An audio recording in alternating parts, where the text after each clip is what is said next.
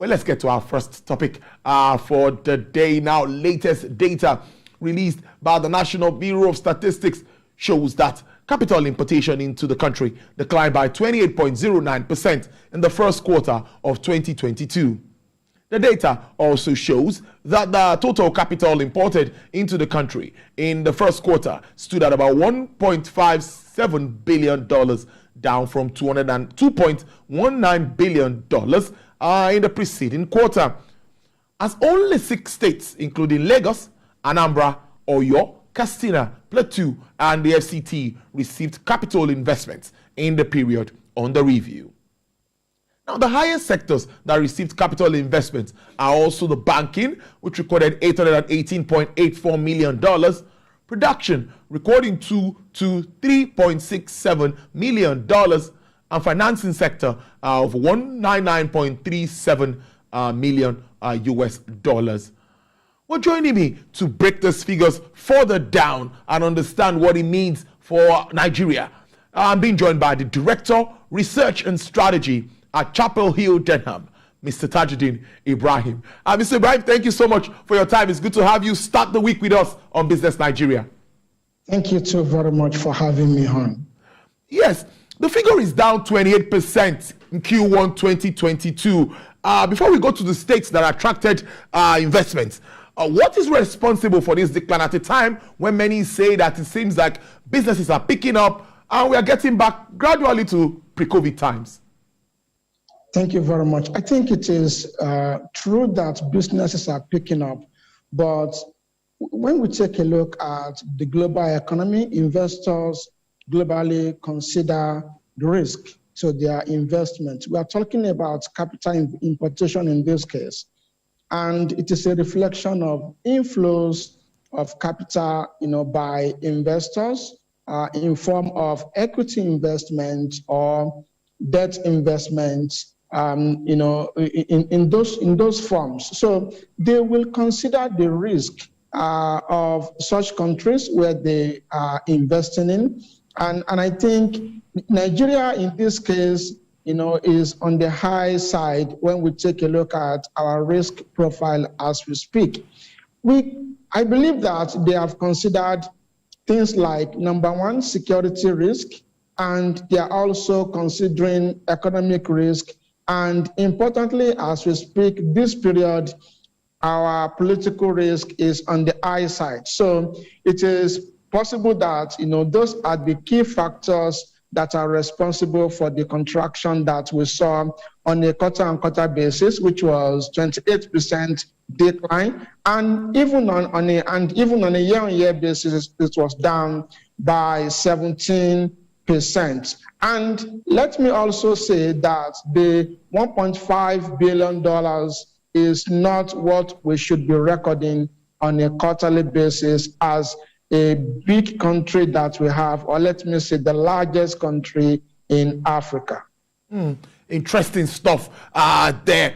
Lagos, as usual, standing tall. $1.12 billion is what has come in, followed by FCT. Now, only 6 states attracted investment.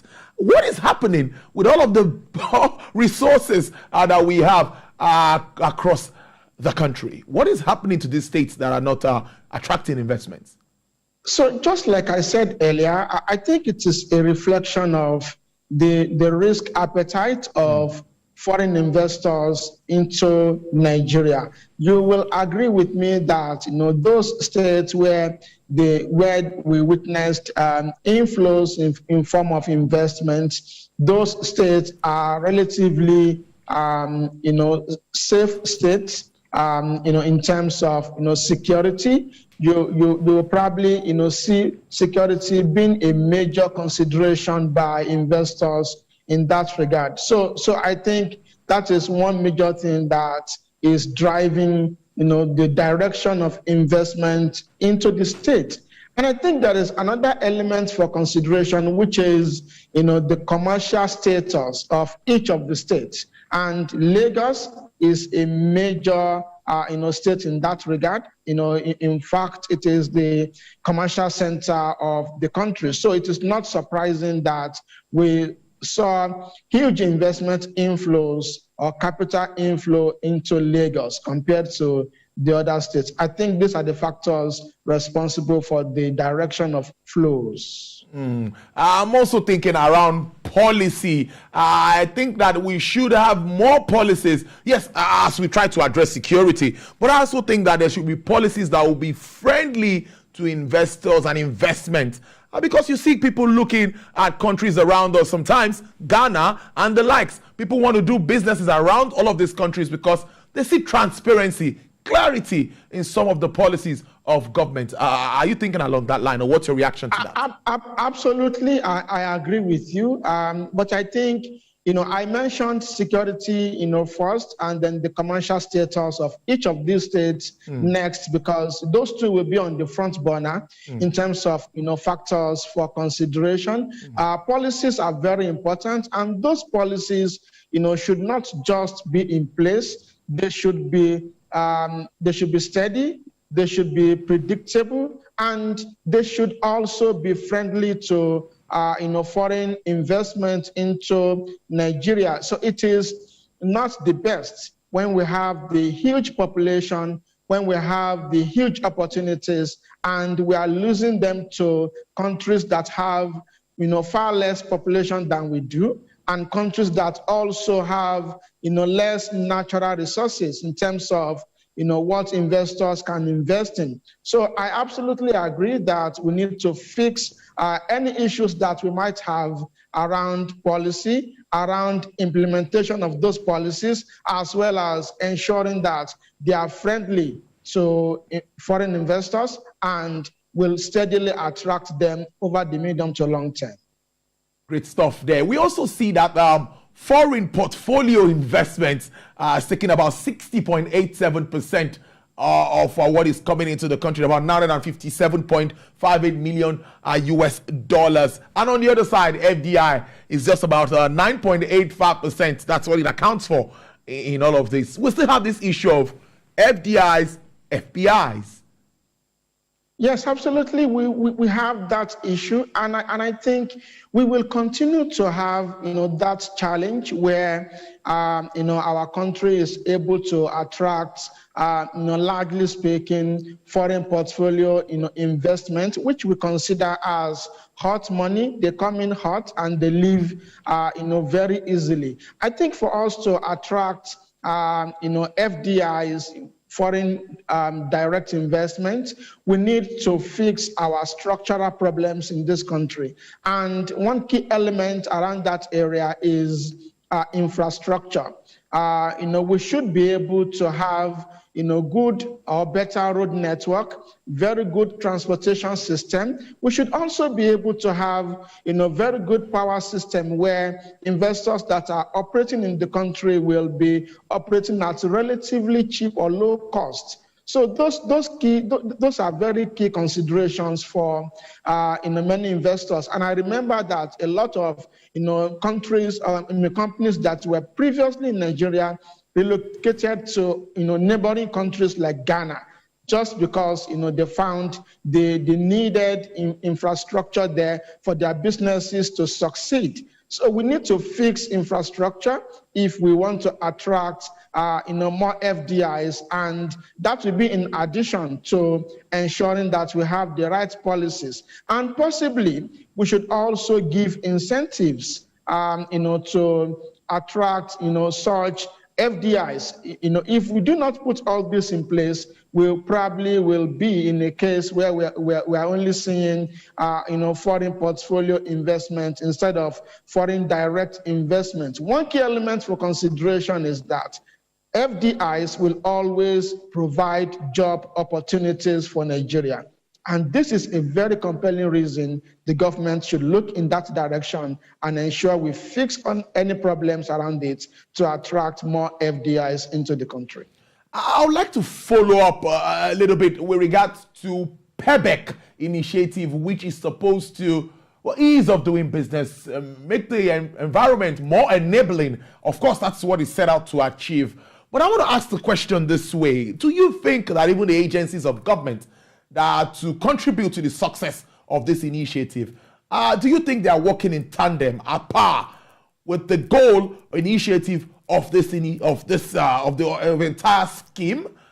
Some will say, or some business people that we speak to will say that a lot of issues come with multiple taxation, with companies or government agencies coming from all angles to get taxes and levies. So do you think they are in support of actualizing this goal of enabling business environment in Nigeria?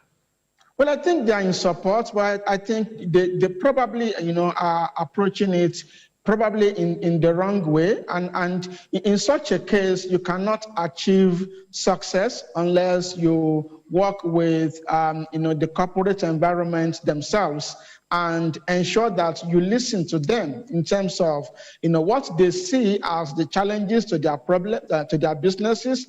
Double taxation or multiple taxation is a major sort of impediment, to attract investment into Nigeria. So we need to fix that kind of an issue, in my view. And the agency cannot do it alone.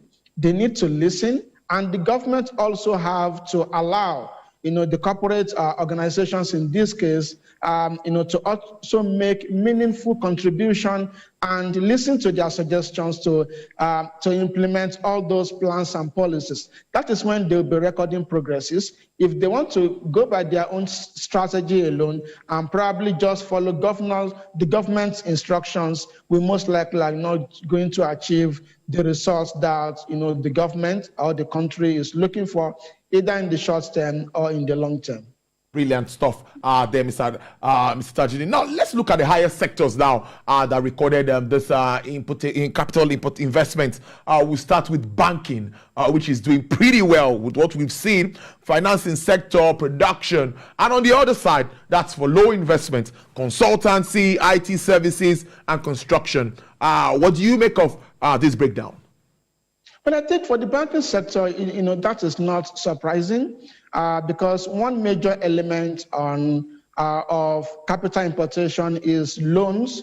That foreign investors have brought into this country, and if you trace it, you will see that there are some banks that feature in that table, which is a reflection of what they are doing with other banks overseas.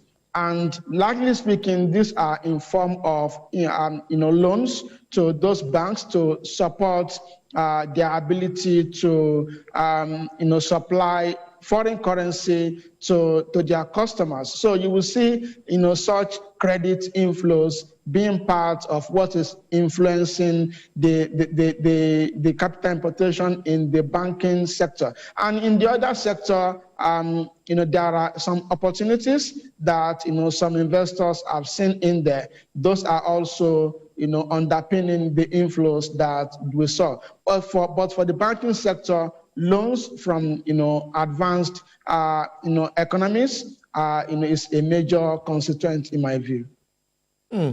Well, let's see how it plays out. Even for the countries, we see United Kingdom accounting for the highest, followed by South Africa and United States. Moving on, what do you think will play out with our expectation with capital investments as we move on in 2022, of course, ahead of the election year?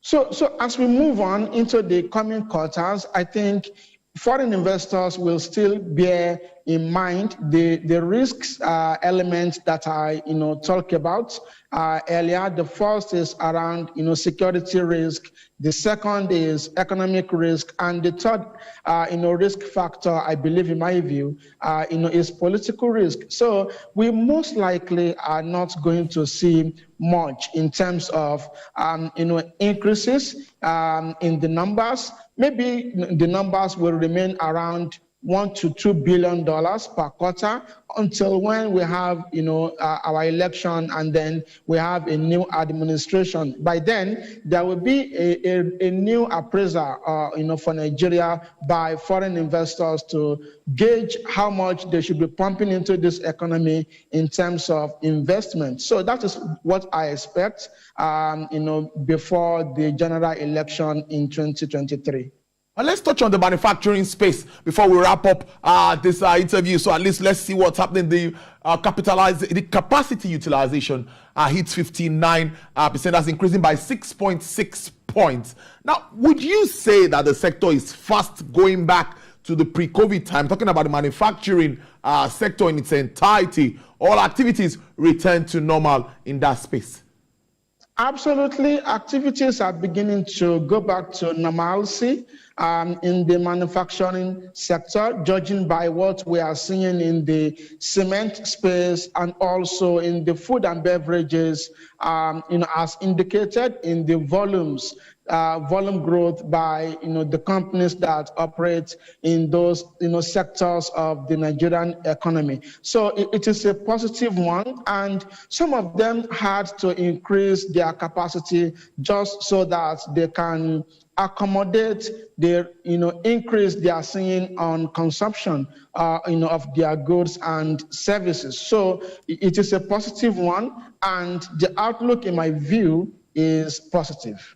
The challenges remain very key. And two, I'd like us to wrap up with the forex scarcity and the big one, backward integration, so that we can reduce importation too of raw materials and all of that.